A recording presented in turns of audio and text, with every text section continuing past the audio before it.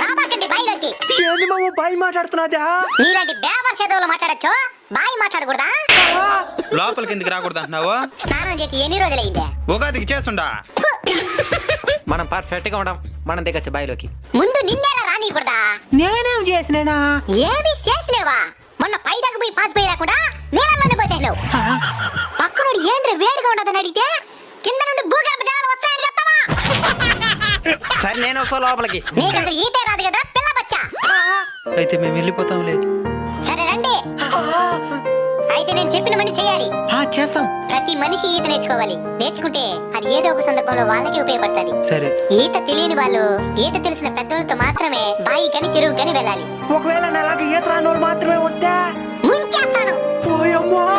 మెట్ల మీద జాగ్రత్తగా